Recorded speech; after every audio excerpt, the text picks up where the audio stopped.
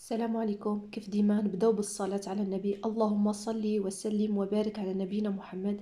لاباس عليكم؟ بخير؟ مزيانين؟ كيف عاملين مع الصحة؟ نتمنىكم تكونوا في احسن الاحوال يا رب.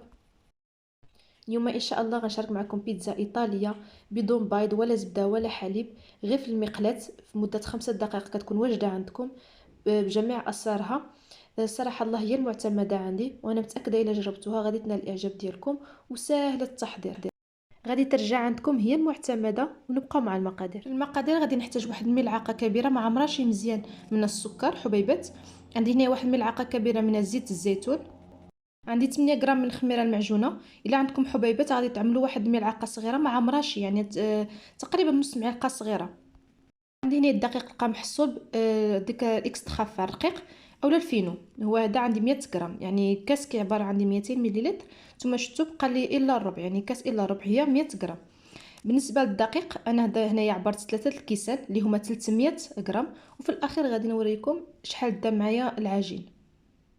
بالنسبه للماء عندي هنا كاس 200 مليلتر، يكون الماء دافي، ما يكونش سخون وما يكونش بارد. ودابا كنزيد النصف الثاني، هي كاس ونص، والكاس كما قلت لكم كاس العنبه معروف عندنا في المغرب، هي 200، كيوزع عندي 200 مليلتر. عندي هنا ديك ملعقه كبيره مع مرش كيف ما قلت لكم من السكر حبيبات. انا هنا عندي السكر بني عليها يبان لكم في ديك اللون وصافي. غنزيد ديك الخميره كيف ما قلت لكم، الا عندكم خميره الحبيبات غادي تعملوا ملعقه صغيره مع مرش مزيان. هنا كنزيد ديك ملعقه كبيره من زيت الزيتون. الا ما عندكمش زيت زيتون بطبيعه الحال كتعملوا غير زيت عاديه، ولكن كتعرفوا بيتزا ايطاليا ضروري كتبغي زيت الزيتون. صافي كنزيد ديك كاس ديال فينو، دقيق القمح الصلب الرقيق، وكنخلط مزيان مزيان مزيان حتى كيذوبوا ديك العناصر كاملين مع بعضياتهم.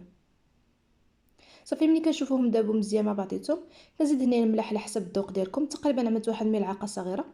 صافي كنبقى نزيد الخليط الدقيق تدريجيا شويه بشويه، ما تزيدوش الكميه كامله. بالنسبه للدقيق انا هز معايا 350 غرام، يعني هي 3 الكيسان اللي عبرت بديك الكاس اللي عبرت به الماء ونص ديالو. طبيعه الحال نتوما كيف ما قلت لكم الدقيق على حسب الخليط وعلى حسب النوعيه. المهم الخليط ما يكونش قاصح وما يكونش خفيف كيتلصق في يدين بزاف، وما يكونش قاصح. انا نوريكم على هذا الشكل هذا. هنا كندهنها بشويه ديال الزيت مزيان مزيان من الفوق ومن تحت ومن الجوانب، وكنغطيها بالبلاستيك. بالنسبه للصلصه عندي هنا نصف كيلو من الطماطيش اللي حيت لها الجلده ديالها والبذور والماء ديالها، وطحنتها مزيان مزيان على هذا الشكل هذا. الا ما عندكم شي طحانه بطبيعه الحال كتحكوها في ديك الجهه الرقيقه مره. غادي نزيد عليها هنايا واحد الورقه ديال الغار سيدنا موسى. بطبيعه الحال هاد المنسمات هادو كيبقاو على حسب الذوق ديالكم. عندي هنايا زيت الزيتون، نتوما كتعرفوا لاصوص كتبغي زيت الزيتون، والملح على حسب الذوق ديالكم. عندي هنايا اوريغانو ولا الريحان ولا الحباق اللي عندكم، وزيت هنايا الزعتر. منسمات كتبقى اختياريه. عندي هنايا ملعقه صغيره من التحميره بابريكا. عندي هنا ملعقه صغيره ثوم بودره، يمكن لكم تعوضوها بالثوم طريه تحكوها بحال هكا رقيقه.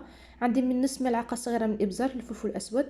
بالنسبه للصلصه الا شيتوها جاهزه ما غاديش تزيدوا معها ملعقه كبيره مركز طماطم.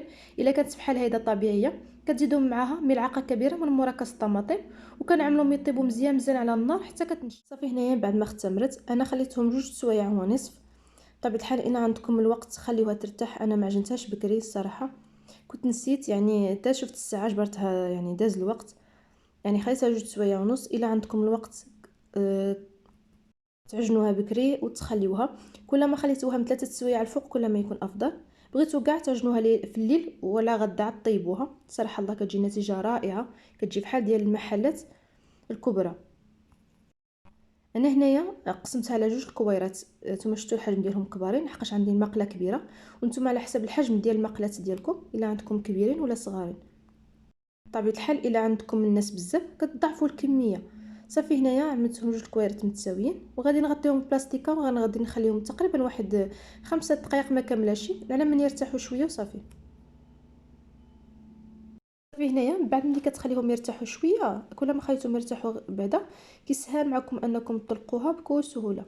يعني بطبيعه الحال كنستعمل بشويه ديال الدقيق، اولا يمكن لكم تعملوا الفينو اللي هو السميد رقيق مره، حتى هو كيجي مزيون، كيعطيه واحد ملي كتدخلوها الفران من بعد كتجي كتعطيها واحد القرمشه من الفوق، لكم الاختيار. صافي هنايا كنخلي ديك الجوانب شويه مبومبين، هيدا شويه منفوخين بحال البيتزا ديال المحلات. انا ما خليتهمش بزاف بزاف، ما كتعجبنيش من الجوانب يكونوا غلاطين بزاف، وثم بطبيعه الحال الا كيعجبكم غلاطين من الجوانب ثم كتحكموا في العجين. صافي هنا ديك المقله دهنتها بقليل من الزيت صافي، وكنطلقها عادي.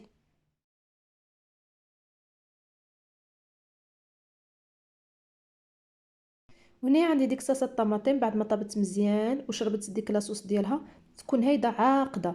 هذا هو سر نجاح البيتزا عاود. الا كانت عندكم صلصه خفيفه راه غادي تعجل لكم بيتزا وما غاديش تجي مزيانه. ضروري الا شريتوها جاهزه ولا طيبتوها في الدار ضروري تخليوها تختار ديك المرقه مزيان مزيان. بالنسبه للحشوه انا عملت هنا صدر الدجاج قطعته قطع صغيره، عملت فيه شويه الخرقوم والسكنجبير، توم بودره، الابزار والمعدنوس، وصافي وقليتهم مزيان شحرتهم. عندي هنايا البصله قطعتها مكعبات صغيره مع الفلفل الالوان وشحرتها في قليل من الزيت. وعندي هنا الزيتون اخضر اختياري، يمكن لكم الحشوه تعملوا اللي بغيتو. انا هنا قطعتهم هاد المكعبات الزيتون لحقاش ولادي ما كيبغيهمش يكونوا هيدا كبارين وباينين. صافي كنعمل ديك البصله والفلفله كنزيد عليها صدر الدجاج الزيتون.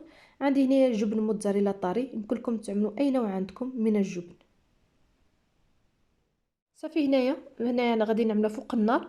النار تكون متوسطه ماشي مجهده وماشي منقصه، الا نقصتو لا غادي تقصح معكم العجينه، الا جهدتو لا غادي تحرق. انا هاد المقله هادي عندي كبيره ما عندهاش القفاله ديالها الغطايه. غادي نعمل هنا واحد الصينيه وغادي نحاول ما امكن ان ديك البخار ما يخرجش منها. راه دغيا كطيب مع المراقبه، راه ما كاملاش 5 دقائق كتكون واجده. صافي هنايا بعد ما طابت في هاد الاثناء هادي تشوفوا نتوما كتشوفوا تبارك الله شحال كتنفخ. صافي محمره في هاد الاثناء انا ملي كنت عملتها في المقله طيب انا عملت الفران يسخن على اعلى درجات الحراره غير من الفوق، وصافي تشعلوا الفران غير من الفوق باش كتحمر وكيذوب ديك الفرماج مزيان وكتحمر العجينه من الجناب وكدي واحد اللون ذهبي. بطبيعه الحال دائما مع المراقبه. صافي على من انها كطيب غادي نمشي نتاخرات تكون تطلقتها حتى هي غادي نعملها في المقله وغادي نعمرها في نفس الطريقه. صافي بيتزا ديالنا هنا بعد ما طابت وجدات كتجي غزاله رائعه بحال ديال المحلات الكبرى. والله العظيم غير تبعوا النصائح والطريقه غادي تنجح معكم 100%. عامين وزياده رجعت هي المعتمده عندي، شفتها عند واحد الشيف ايطالي. صراحه الله غزاله بزاف. هاد المقله هي اللي كتعوض لك جميع لا الفرن اولا ديك اللوحه الاختصاصيه ديال البيتزا، كتجي بحال نابوليتان ديال الايطاليا نيشان. وانتم شفتوا سهله اسهل ما يكون. يعني الحاجه الوحيده هي اللي كترتاح، يعني كل ما خليتوها ترتاح كل ما كتجيكم الطريقه، يعني كتجيكم بيتزا خفيفه بزاف. والله العظيم لا كتجي رائعه رائعه. انا متاكده الا جربتوها غادي ترجع معتمده عندكم بحال اللي رجعت عندي معتمده ودغيا كتوجد. وبيتزا وبالنسبه للفرماج باش تختاروا فرماج مزيان كي هكذا كيكون مطاطي كيتجبد ضروري يكون فيه من 40% الفوق ديال الدهون، 40% ديال الدهون يكون ما فوق ديال ماتيغ غرا. نتوما كتشوفوا صراحه الله روعه روعه قليله في حقها والله. انا متاكده الا جربتوها غادي ترجع عندكم معتمده.